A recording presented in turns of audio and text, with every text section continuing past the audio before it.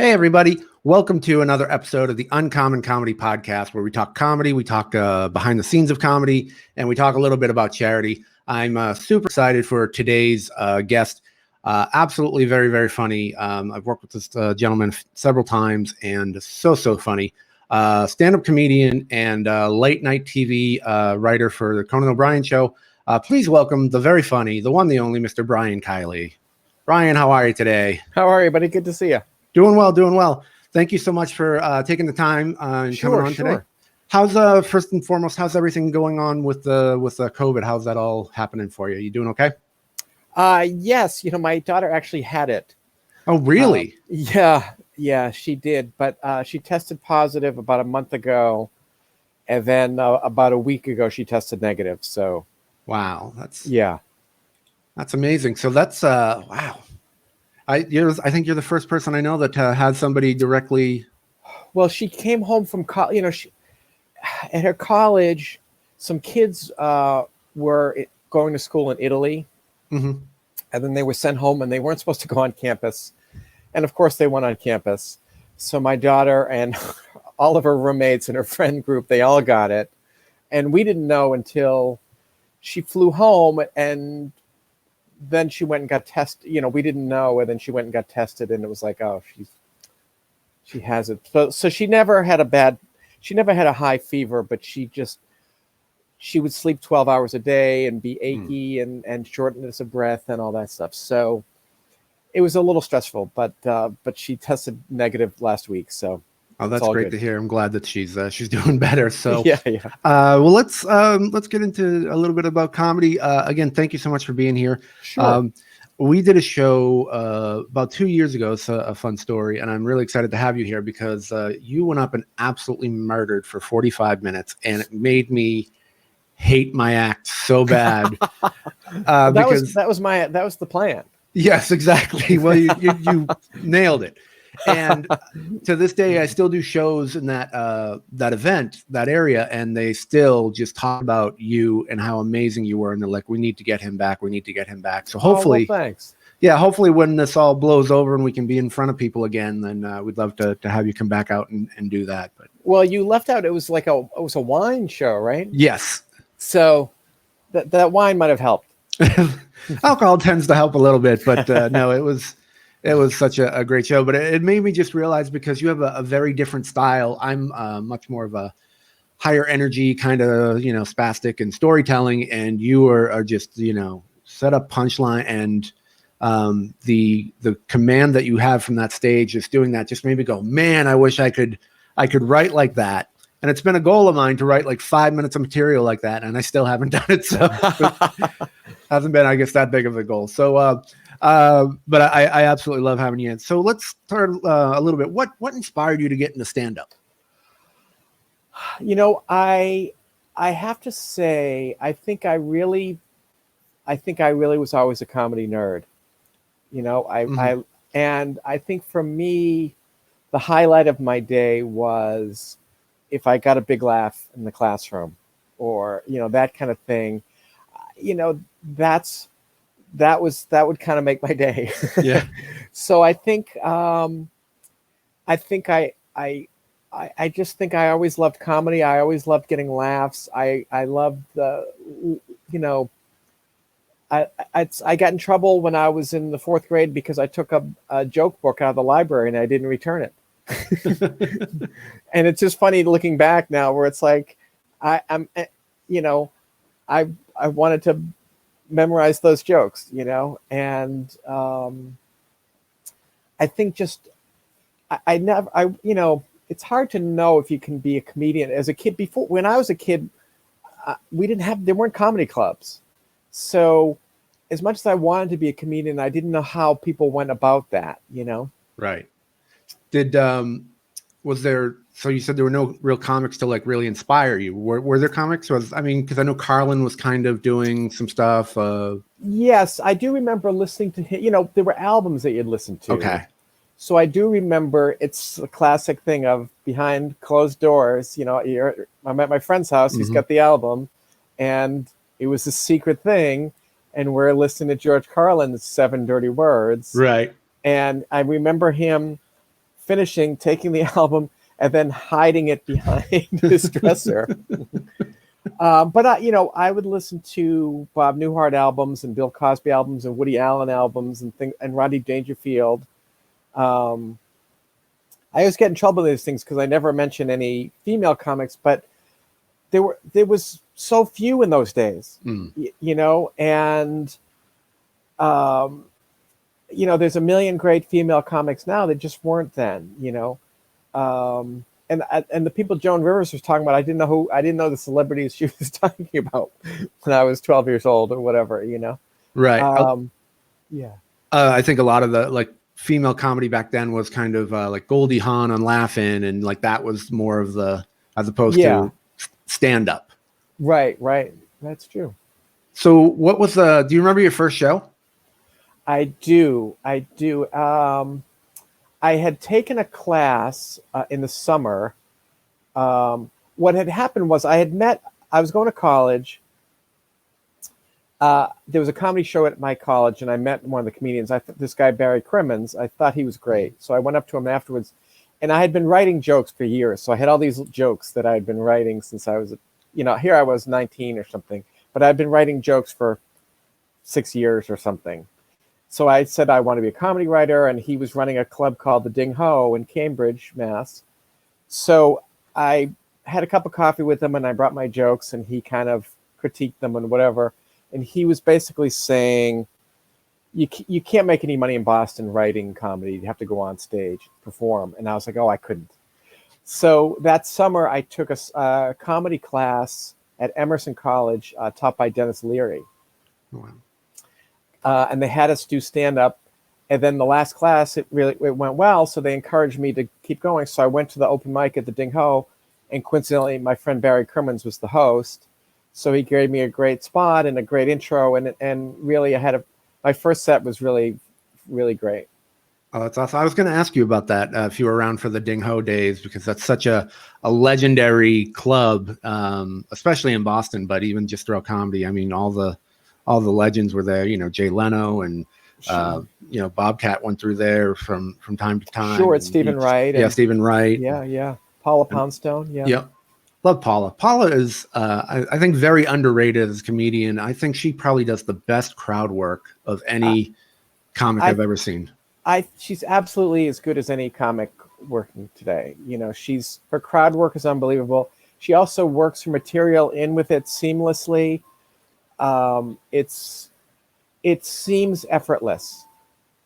It's really incredible.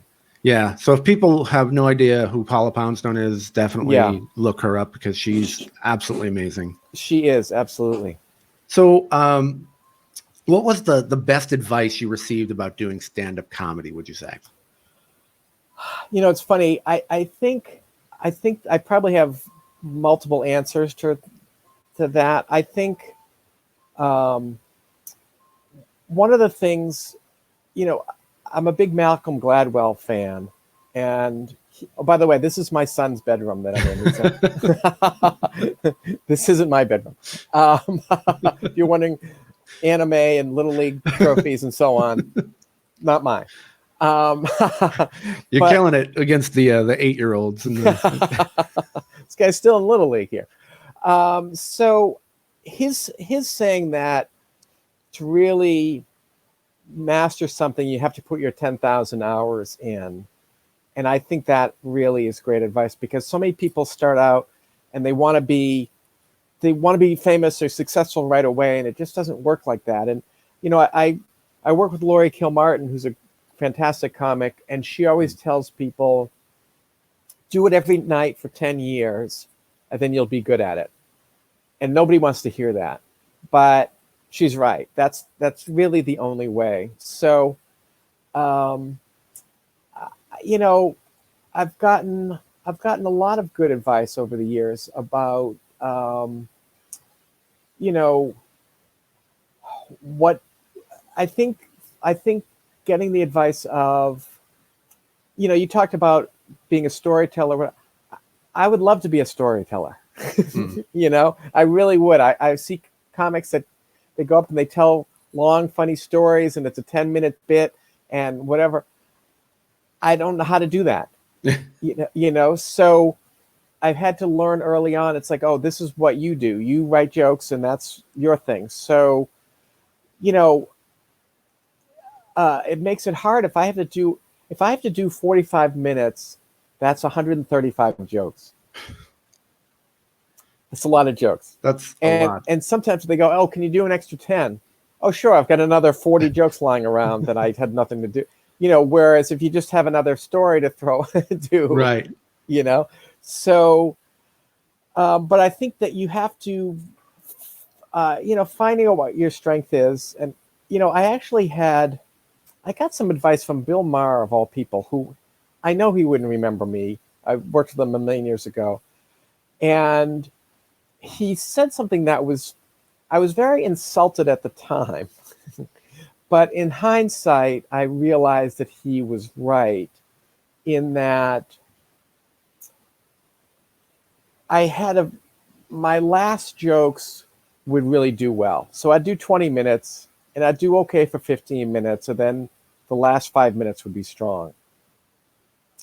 And he said, he said something like, if you can make the first half of your act as strong as the last half of your act, you really have something. Mm-hmm. And I was insulted at the time. Right. But in retrospect, he was right in that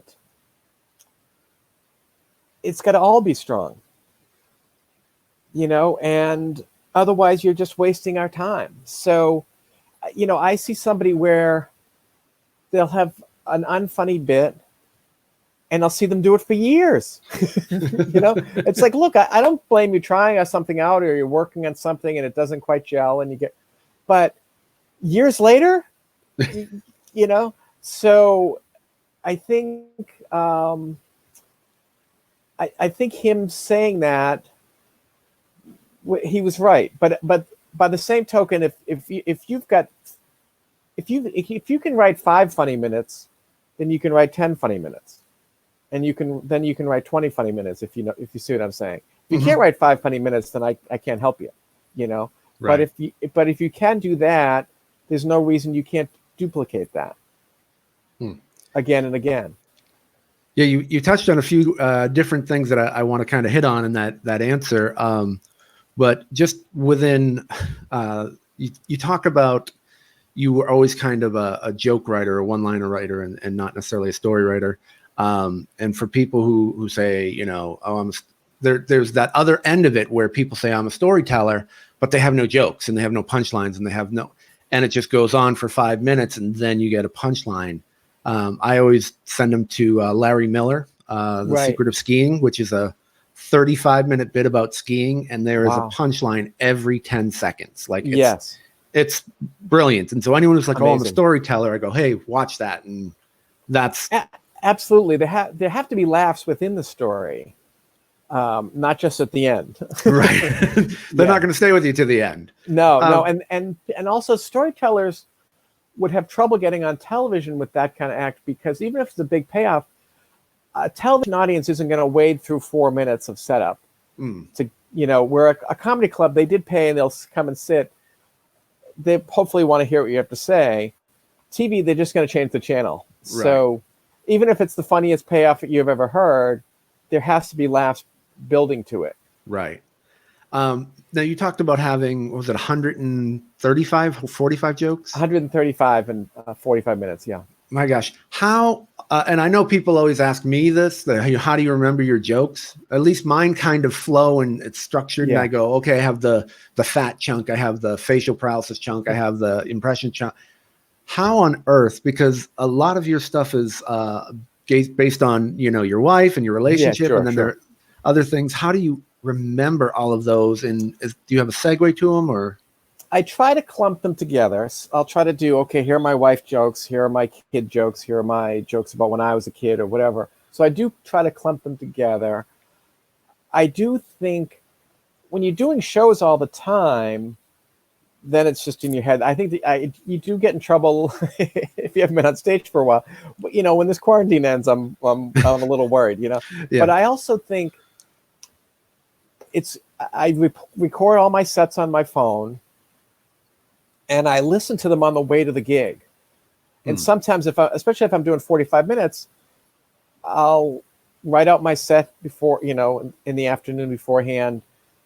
If I can, I'll listen multiple times to it on the drive, so that it's really, especially the new bit, you want to play over and over to go, okay, how does this go again? And whatever, I will practice a new bit in the car. It's funny because I think in the old days, before cell phones, I'm sure people looked over and saw me just talking to myself in my car and thought, oh, this guy's a kook. Now people just assume I'm on the phone when I'm not. I'm just I'm still talking to myself. That's funny. Does that ever mess you up when you have multiple shows, some like 2-3 shows in a night, and you get that feeling of, did I already tell this? Yes. It's a terrifying feeling of, did I already say this joke? I do think I really have to keep things in the same order, because if you start messing with the order when you're doing multiple shows, then you really don't know what the next thing is. And there is that terrifying feeling when you start a joke of, did I say this joke already? And when they laugh and you go, whoo, I didn't. Okay. Yeah, that's an awful feeling. How long would you say it clicked, or how long did it take for you starting out before things kind of clicked? A lot of new comics always ask. And how often were you getting on stage before you felt like it kind of clicked?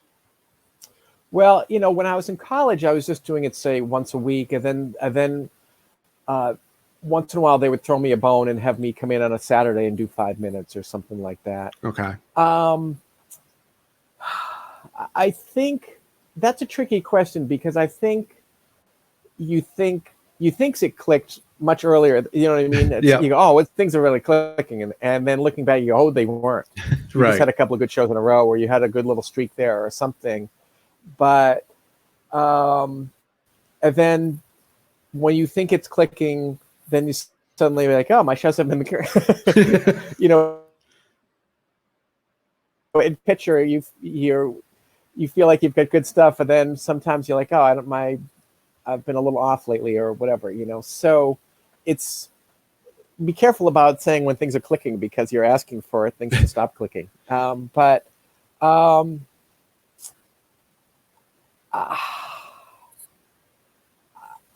don't know, I guess. I think when I learned that I could follow people, that I'm like, oh boy, that's whatever. I think what can happen is when it's more, you've arrived when you have a really tough crowd or a tough situation, and you do well, as opposed to just killing with an easy crowd. Anyone can kill with an easy crowd. That's not the test. When you've got to do 45 minutes, the middle killed, they're tired, it's 11:30, and you still do well. When you do well against their will, Right. Yeah. then you've accomplished something. That's a good answer. I like that. That's pretty accurate. Now, you started off in Boston, which I also did. So I never get to talk about Boston comedy too much. So I'm going to take this chance to do that. Tell us a little bit. You had left by the time I had started. And I always just heard about Brian Kiley. And I was just like, who is this Brian Kiley guy? The place that I started was a place called the Comedy Palace in North Andover. And they actually had your picture on the menu. Not just you, they had other comics, but they had your headshot on there.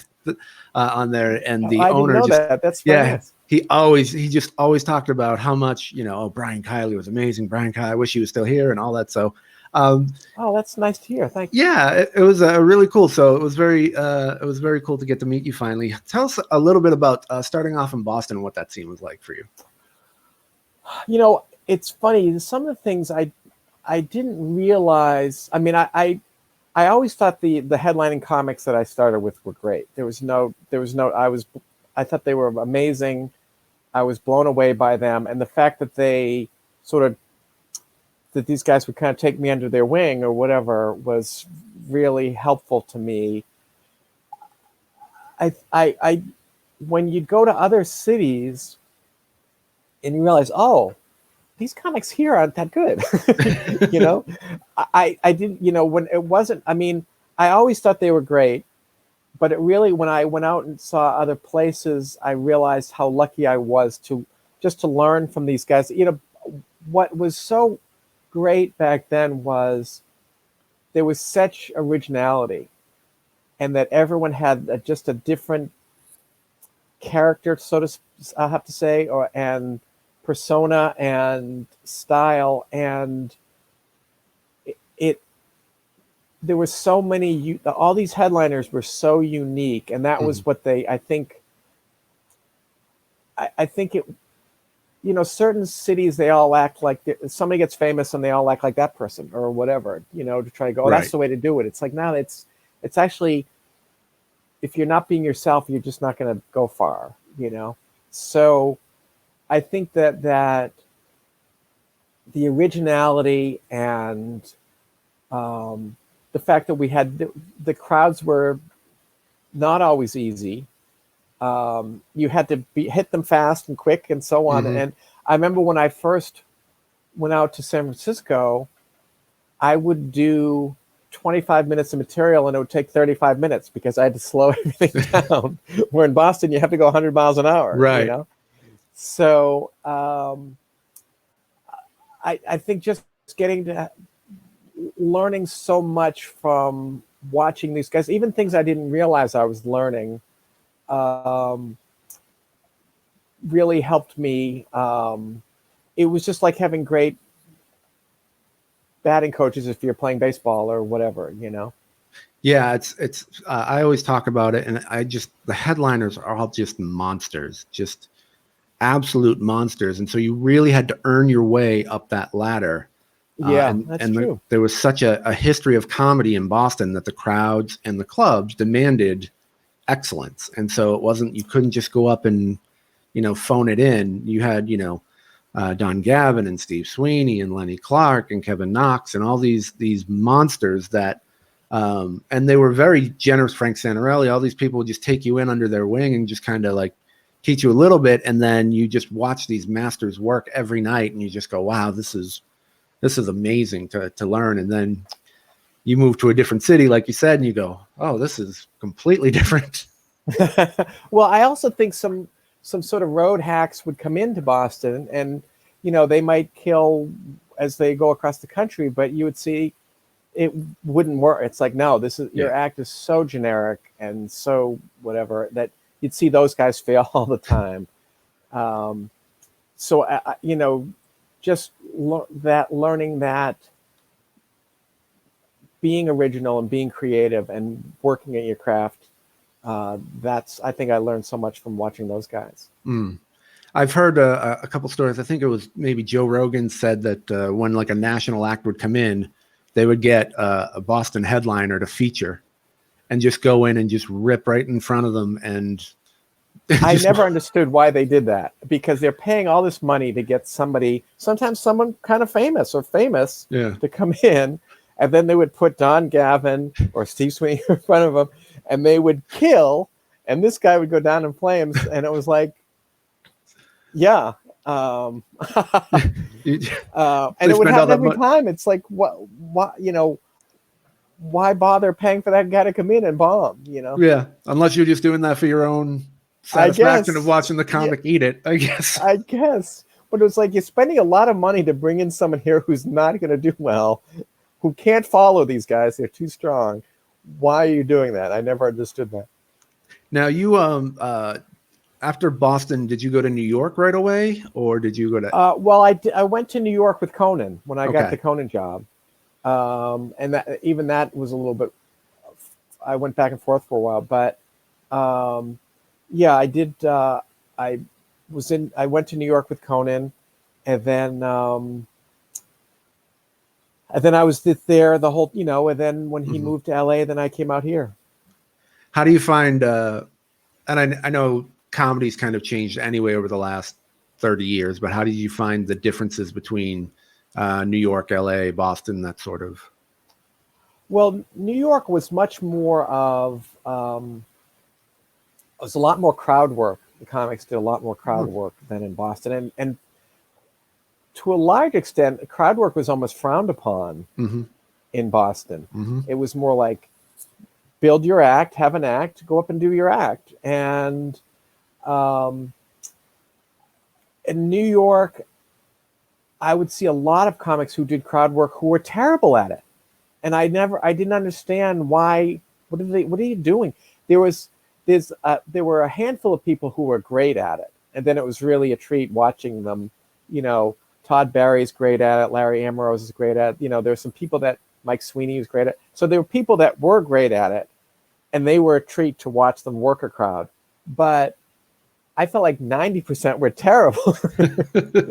And so I was kind of mystified by that, because they weren't building an act, so, and where I started out, it was kind of like, hey, build 5 strong minutes. And then after you got 5 strong minutes, build 10 strong minutes and build it up. So you're building an act. It was sort of a different philosophy there. And then when I came out to LA, what I noticed was you'd have these unbelievable shows with some famous people and killer, and there's no one in the audience. And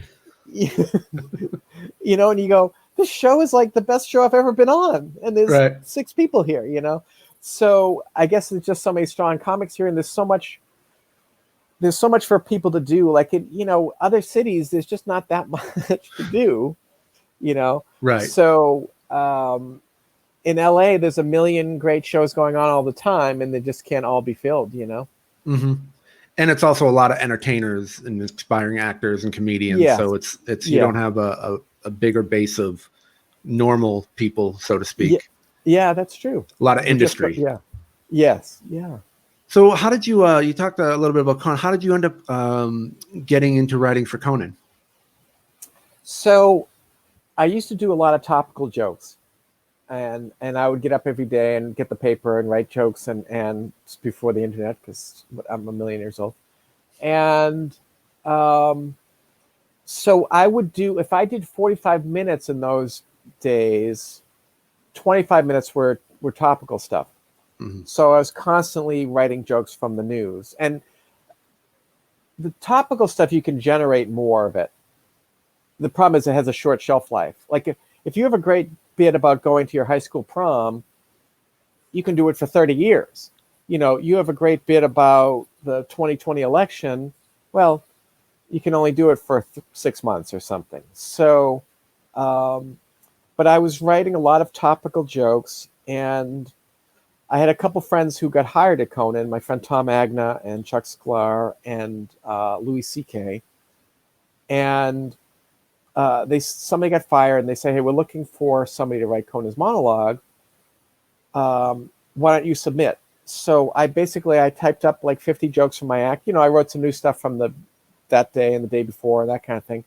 And then I sent them in, and they called me on a Monday afternoon, and they said, you start tomorrow. So I flew out the next day, and I thought, the Conan show was very shaky then. I thought I would just do this for,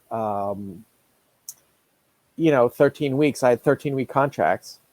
And I thought maybe I'll do it for 13 weeks or for 26 weeks. And I've been there now more than 26 years. Wow. But yeah, it every day, and the show was very shaky in those days, and we'd be reading the paper, and there were constant rumors about Conan's going off the air, who's going to replace Conan, and so on. So then you talk a little bit about something I always find really interesting. There's multiple styles of comedy writing, and I do want to get back. I am going to ask you about the worst show you've ever done, but since you brought this up, we can skip that, please. That's what the people really want to hear. I get a little PTSD. Exactly. So I think there's generally 2 types of comedy writing. There's comedians, I should say, who wait for something to happen or write about experiences that they see and experience. So like you said, your prom, or you're going to the mall and this happened. And then there are comedy writers who, you may go into work and they say, okay, 5 monkeys escaped from the zoo. Let's get some jokes. And just kind of, if you can talk a little bit about that and maybe the process of how you deal with like a new topic that you may not know going into the day. All right. So there's a few things. I do think it's. I think with certain comics, there's almost sort of a fiction and a nonfiction comic sometimes. I think there are certain comics where they talk about, hey, you go to the supermarket and you pick up the thing and it says this on the ingredients and blah blah, and you make fun, and everything they're saying really happened. It's a true thing, Mm-hmm. and they're living in the real world. And then there are comics, I think, that they went into the supermarket and they forgot to wear pants and they were naked and they robbed the place and none of it. It's all a joke. Mm-hmm. You know what I mean? Mm-hmm. So I think either thing is fine. I think the thing that you can't do is mix them. You know, I remember seeing a comic do a bit about, you know, aliens abducting his girlfriend, and then a few minutes later he was holding up headlines from the news and talking about how ridiculous such and such was. It's like, well, that is ridiculous. However, aliens abducted your girlfriend. I'd be more worried about that. Do you know what I mean? Right. So you can have an act where aliens are abducting your girlfriend and you've got this surreal act and whatever, but then you can't transfer over into the real world. And, you know, and Stephen Wright has created this world that with no boundaries and it's not bound by time or space or whatever, but then he can't turn around and go, huh, do you hear what Trump said today? It's like, right. you know, it doesn't, right. it doesn't work like that, you know, and of course he knows that, but he would never do that. But so I do think, and there's nothing wrong with either style. I mean, I think both styles are great. I think that you have to, I remember, ironically now, I always feel embarrassed talking about Bill Cosby, but I remember him saying how much pride he took in that when he would do his show, that everything he said was true. Now, for me, I won't say nothing I'd say is true, because that I feel like my setups are true. Mm-hmm. You know, for the most part. Your setups have to at least be plausible. And my setups usually come from a real place. And, you know, if I say, you know, I can't think of any of the jokes in my act now, but but whatever the setup to my, you know, if you went to the place, your childhood home. Yeah. So, you know, I went to my childhood home and I you know, I said, I used to live here. Can I look around? And reluctantly, my parents let me in. So there's a thing where I did go to visit my childhood home and look around, but my parents were still living there. Do you know what I mean? Right. So it has to come from a real place, and it's certainly, hopefully it's believable that I did that. You know, what happens to me sometimes, a comic will say something where the setup, you know, the setup will be like, oh, you know, I was dating the supermodel and then blah, blah, blah. It's like, no, you weren't. Yeah, exactly. You know what I mean? Like, whatever the joke is, we're not on board because we know that never happened, or whatever, you know? Yeah, you need that bit of believability. Yes. So in terms of writing monologue jokes, it's actually the same structure of here's the true statement and now here's the punchline.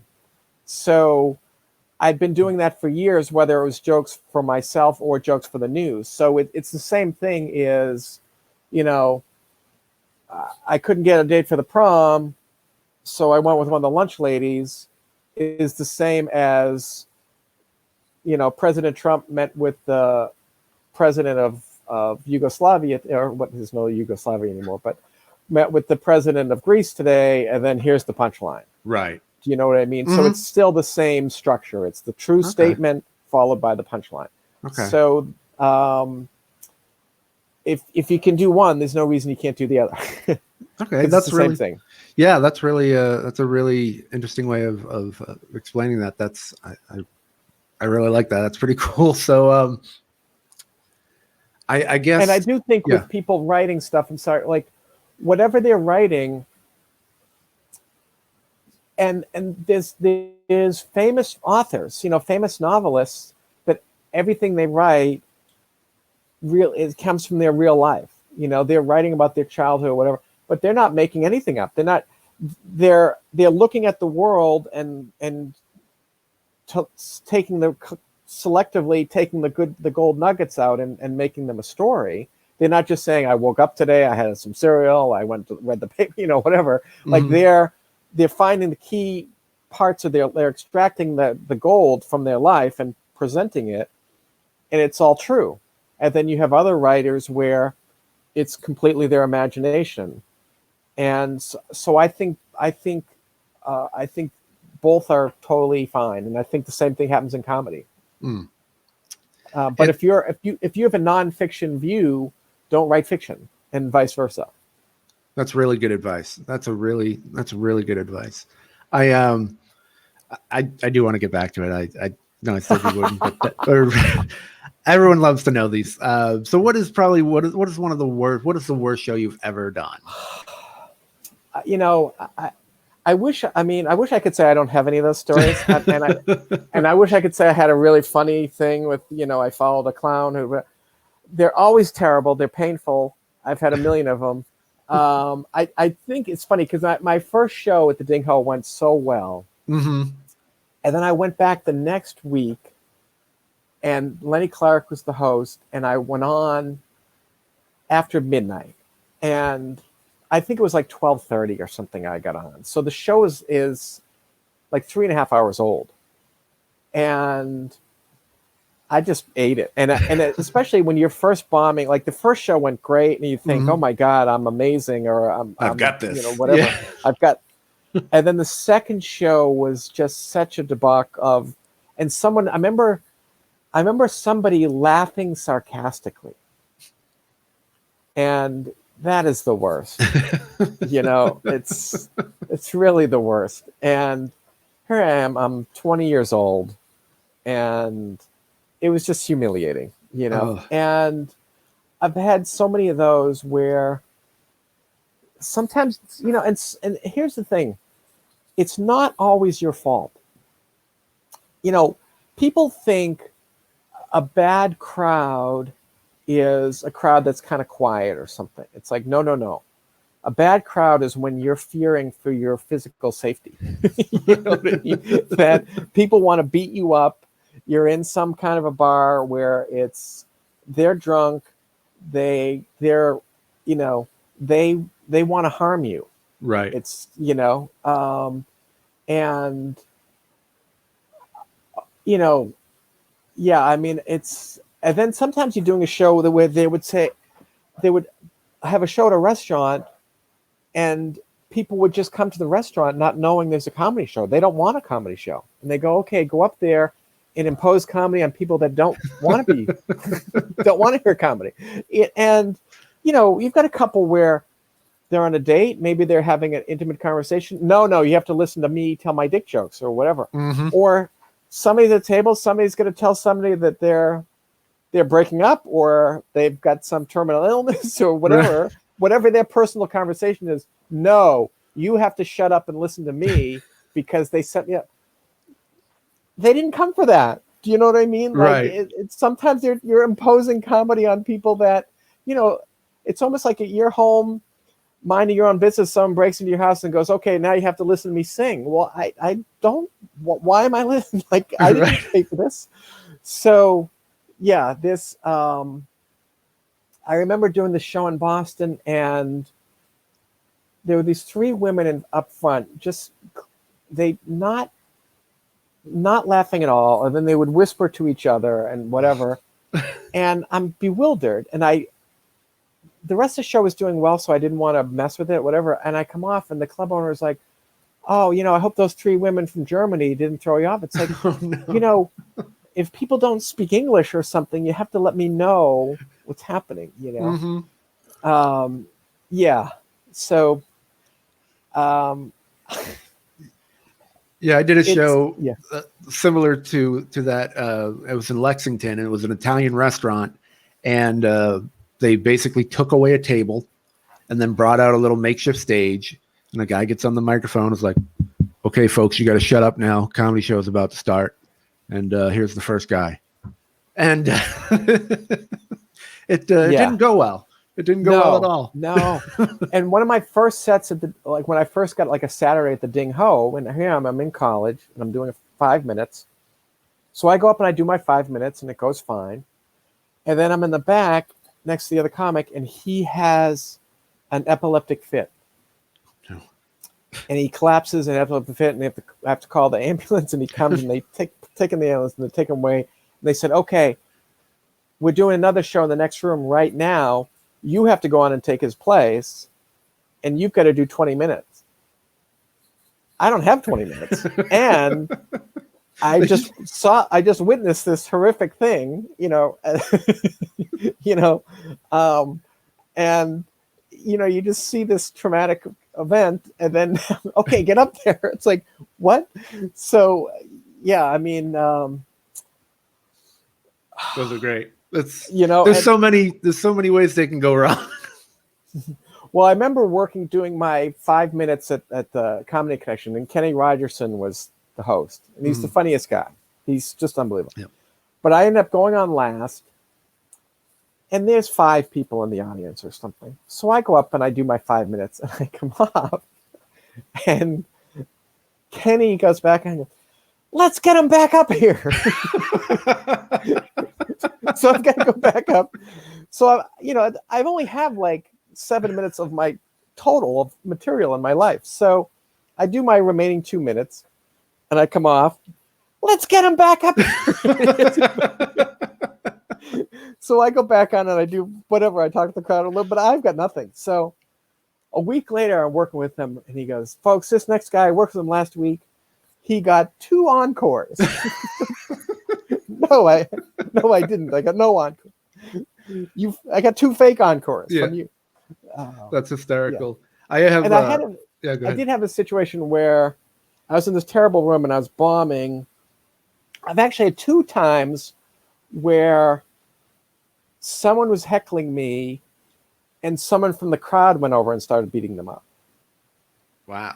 So 2 different times, like there were fistfights in the crowd where I was on stage where someone was coming to my defense. Oh, well, at least someone was coming to your defense and not going after you. That's true. That's true. There's that famous clip of, I believe it was in Boston, the guy who went on stage and the comedian hit him with a guitar. Oh, yeah, that wasn't in Boston. But was it? Yes, okay. No, thank God. But that was somewhere in the middle of the country. But that guy went to prison for like, if you haven't seen it, he's got a guitar, he's being heckled, and they get into it, and the heckler charges the stage, and all you see him swing the guitar, and you hear the crack, and then it comes back, and the guitar is broken. And what I love is he tries to go back into his act. Yeah.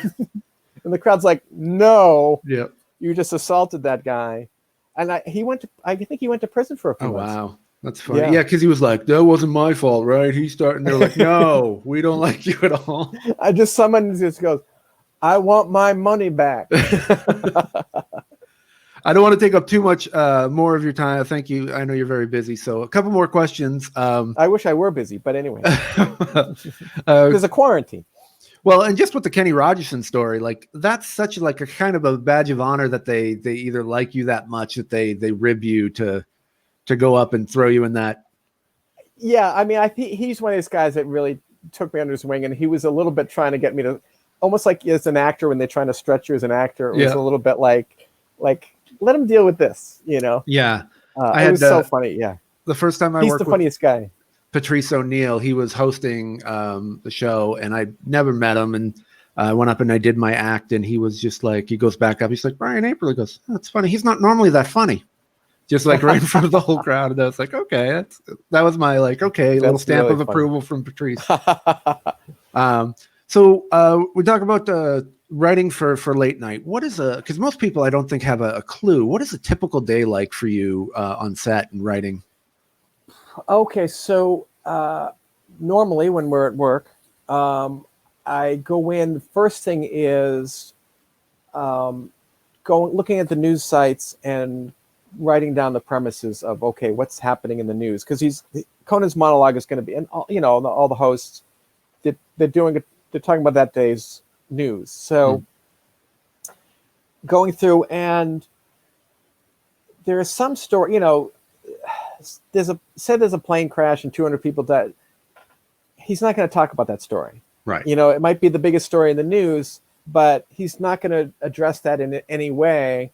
So what can he talk about? What's, if there's like, what's a fun story to talk about? It's usually what's the president's up to. If the president visited a cancer ward, it's like, yeah, we're not going to, right. we're not going to go there, but if it's the president's birthday, yeah, we're going to make a joke about the president's birthday or whatever, so you kind of go through and go, okay, what are the areas? There's a sex study from France that says such and such. Okay, that's a good area for us. Or, marijuana was just legalized in this country. We'll do some jokes about that or whatever. Do you know what I mean? Mm-hmm. So finding the areas he'll talk about, sort of collecting the premises. So it's just Lori Kilmartin and me these days. So we'll both collect premises, share our premises together. We write our jokes. We submit them. Conan we'll meet and kind of go through the jokes and say, maybe instead of saying this, we'll tweak this joke. Or how about sometimes someone has a joke that triggers an additional joke that you come up with, or that kind of thing. Mm-hmm. So we'll go over the jokes, we'll send them in. Conan reads them and gets back to us and says, more jokes on the president's birthday or whatever, and we'll do that. And then we'll write another batch and send them in. And then we meet with them. And he's already picked the jokes he liked from the first batch. Then he looks at the second batch and goes through those. And sometimes it's like, oh, we had a joke here about the sex survey, and the first batch they liked. The second joke actually is better than the first one, and we can't do both. We'll do the second one. Or, so then we kind of collect he picks the ones that he likes from both batches. Those are going to go to cue cards. He might say, we never got a good joke on the president's birthday, so we might then have to go back and try to write a third batch on just that topic or something. But usually after the second batch, pretty much the monologue is set at that point. We'll throw a few Hail Marys over the wall towards the end, but usually we're not in trouble. We're not in trouble, and we've got enough that he likes that are on cue cards and then we'll meet at 4:00 with our head writer and Andy Richter, and our producer, and Conan will read through the jokes, and then they kind of get a consensus of what everybody likes, and sometimes even up to the last minute there's a lot of, hey, you know what, you don't need the word legal in there. Obviously it's legal, otherwise whatever, it's redundant, take that out or whatever. So there's still a lot of joke tweaking up to the last minute. That's the thing. The big difference between doing stand-up and writing for a show is if you've got a new bit, you try it out, it's kind of funny, but it's not. Then you can say, oh, you know what, I don't need this part, I can do it. And then the next night you take that and then by the end of the week you've tried it 4 different ways, and now you've got it. Mm-hmm. Here we've only got one shot at it, so it's got to be clear and it's got to be just the best way we can come up with it on the first shot, because we only get that one shot. So that's the tricky part. The good thing is you do have 4 or 5 eyes looking at the same joke, and Conan and Andy, and our head, they're all so funny that a lot of times they'll tweak a joke and be like, oh, you know what? That joke was a 5 and you just made it an 8, just from that little thing. Or so that often happens too. Conan tends to rewrite things, and not always, but it's almost always better. Yeah. Like he's really a good editor, and he's made a lot of mediocre jokes into really great jokes. That's awesome. Well, thank you for sharing that insight. Before we go, I want to talk a little bit about a foundation that you are into.